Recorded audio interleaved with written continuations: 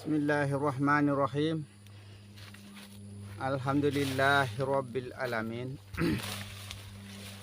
Wassalatu wassalamu ala sayyidina Muhammadin wa ala alihi wa sahbihi ajma'in. Amma ba'du. Assalamualaikum warahmatullahi wabarakatuh.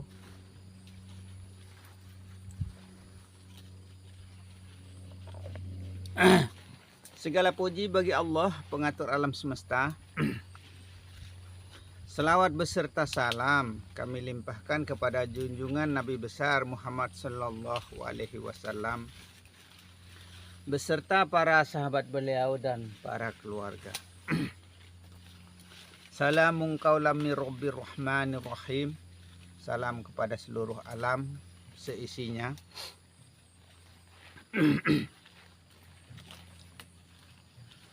Seperti biasa ya, kita membaca diri ya, kita mengikro diri kita mempelajari diri kita ya. Kita belajar merincikan dalam artinya apa yang ada di dalam diri kita ini. Tapi ingat, ilmu ini ya, ilmu ini ilmu batin ya, bukan ilmu zahir, bukan ilmu nyata ya. Ilmu ini ilmu batin yang kita pelajari yang tidak terlihat, sehingga kita kadang-kadang sedikit kebingungan ya. Sedikit kadang-kadang rasanya kayak kurang masuk akal, kadang-kadang rasanya kayak mustahil. Nah, ini yang perlu kita ijmali betul-betul ya, kita pahami betul-betul maksud dan tujuan daripada perkataan. Sebenarnya bukan ilmu yang salah ya. Kadang-kadang yang salah itu penafsiran kita. Itu keseringan salah.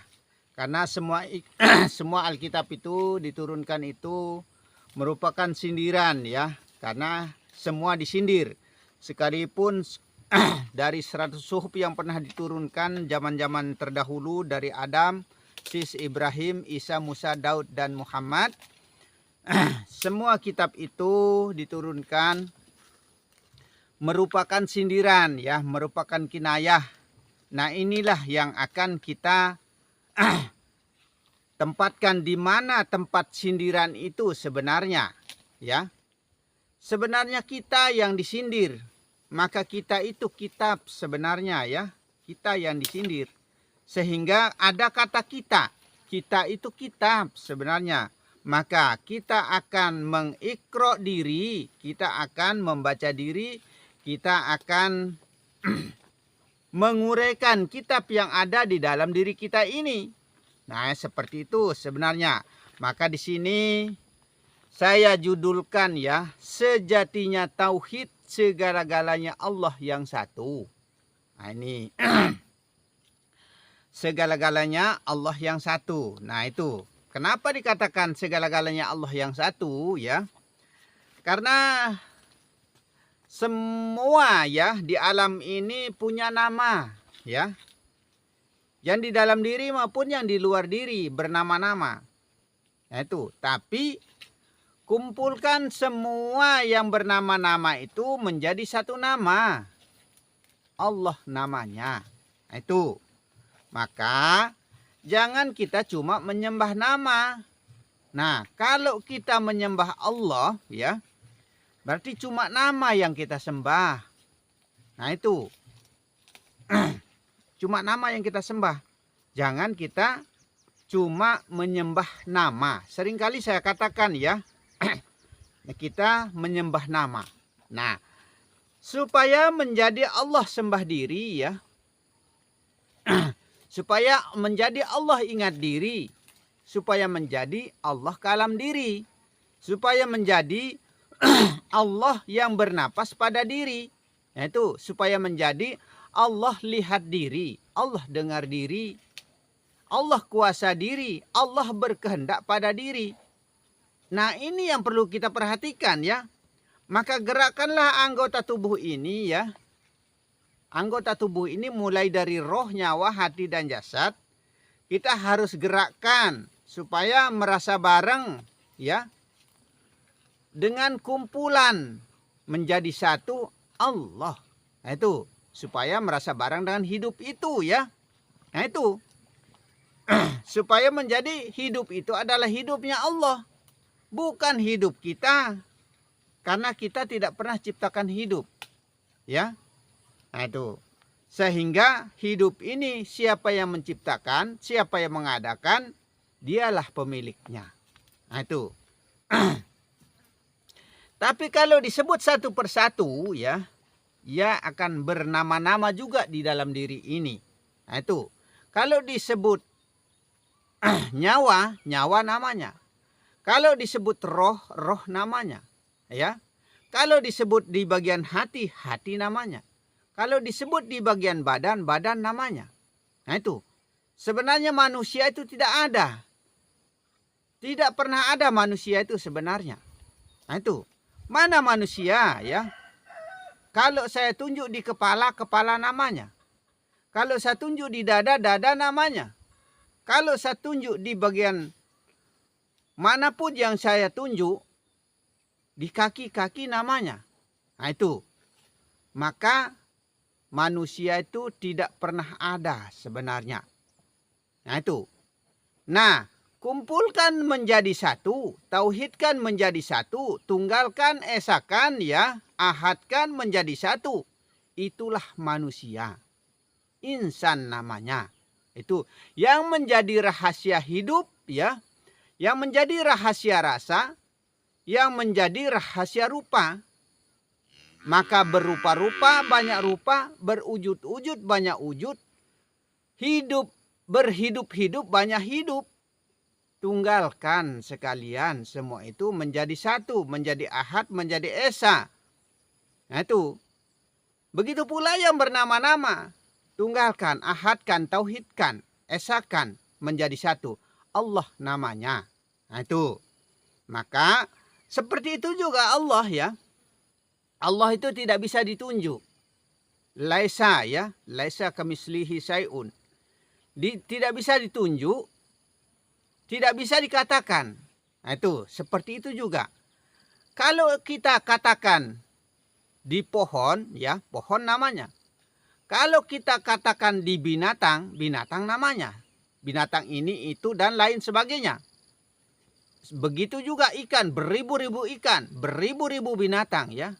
Itu dari semut, dari segala-galanya. Allah menciptakan dirinya ya, dari yang terindah sampai yang terjelek. Nah itu caranya Allah menciptakan dirinya, mengadakan dirinya. Dari yang terbesar sampai yang terkecil. Itu caranya Allah. Maka tidak seorang pun yang mampu mengikuti kebesaran Allah. Maka dikatakan Allah Maha Besar. Nah itu karena kebesarannya Allah, sehingga kita selalu mentakbirkan Allahu Akbar, Allahu Akbar, Allah Maha Besar. Nah seperti itu. Tapi di mana tempat kebesarannya Allah? Apakah mungkin yang selalu kita pikirkan di luar diri kita? Apakah mungkin yang selalu kita pikirkan hanya di dalam diri kita? Di luar diri maupun di dalam diri, disitulah tempat kebesarannya Allah. Nah itu. Maka kemanapun jua engkau memandang, ke timur, barat, utara, selatan, bawah dan atas, di situ Allah. Nah itu. Maka ya, kita harus pandai-pandai mengijmali ya suatu kalimat. Dalam artinya Allah berwujud-wujud. Allah berupa-rupa, banyak rupa. Tapi tunggalkan menjadi satu rupa, tunggalkan menjadi satu wujud. Allah hidup ya di mana-mana tempat hidup ya. Tapi tunggalkan satu itu menjadi satu hidup. Nah itu. Makanya yang perlu kita perhatikan, hidup, rasa, menjadi rasul rahasia diri ya, dan wujud. Itu yang perlu kita perhatikan. Zat itu adalah wujud, sebenarnya wujud diri, wujud Allah, wujud tunggal. Wujud sejatinya diri. Karena segala sesuatu itu ada pada diri insan, ada pada diri manusia. Yang menjadi rahasia dirinya manusia dengan Allah. Nah itu, maka disebut Al insanu sirri ana sirruhu. Aku sudah rahasianya Allah itu. Nah itu. Kalau enggak ada rahasia Allah pada diri saya ya, enggak mungkin saya bisa berkalam seperti ini. Kalau enggak ada rahasia Allah pada diri saya, enggak mungkin saya bisa melihat, mendengar dan lain sebagainya. Sifat 20 itu lengkap pada diri sebenarnya. Nah itu. Maka gerakkanlah tubuh ini, gerakkanlah jiwa ini dan raga ini harus selalu merasa bareng dengan Allah. Jika kita tidak pernah merasa bareng dengan Allah, tidak pernah menggerakkan diri kita merasa beserta dengan Allah, nah itulah yang merupakan siksa yang amat pedih, sakar baginya. Maka kalau kita tidak menggerakkan diri kita ini merasa bareng dengan Allah, selalu beserta dengan Allah, dengan gerak Allah, pandangan Allah, pendengaran Allah dan kalam Allah, nah berarti tidak pernah ibadah yang sebenarnya. Nah, itu maka satu kali saja gerakan kita ya, satu kali gerakan kita, satu kali hembusan napas kita, satu kali saja pandangan kita, satu kali saja kalam kita, satu kali saja pemegangan kita ya, sekalipun geraknya kemaluan ya. Nah itu kemaluan juga punya tugas masing-masing yang mendatangkan nikmat ya. Nah itu yang mendatangkan nikmat, sehingga nikmat rasanya berjumpa dengan hawanya. Nah, itu seperti itu sebenarnya. Sehingga kita ini harus merasa beserta selalu ya dengan hidup itu sebenarnya maksudnya. Tapi kalau digabung, dikumpulkan menjadi satu, Allah namanya yang bernama-nama. Nah itu segala-galanya tunggalkan, satukan menjadi Allah ya. Nah kalau kita selalu menggerakkan diri kita sekalipun satu kali saja merasa bareng beserta dengan Allah, insya Allah imbalannya satu kali gerakan 1000 pahala orang yang mati syahid. Nah itu apalagi kalau 2 kali, apalagi dan seterusnya, apalagi berhari-hari, berminggu-minggu, berbulan-bulan dan bertahun-tahun, apalagi seumur hidupnya, seumur hidup kita selalu merasa bergerak bareng dengan Allah, melihat bareng dengan Allah, mendengar bareng dengan Allah. Insya Allah jadilah ibadah semuanya. Maka begini ibadah, begitu ibadah, semua jadi ibadah bagi orang yang beriman. Begitu sebenarnya ya. Semoga semua menjadi ibadah ya. Nah itu agama Islam ini atau ageman ya, ageman pegangan maksudnya ya, panutan ya, patokan ya, tolak ukurnya manusia ya maksudnya ya. Itu yang harus dipatuhi ya, diikuti, itu ditaati ya, sebagai aturan manusia yang menjadi aturan kita hidup maksudnya ya.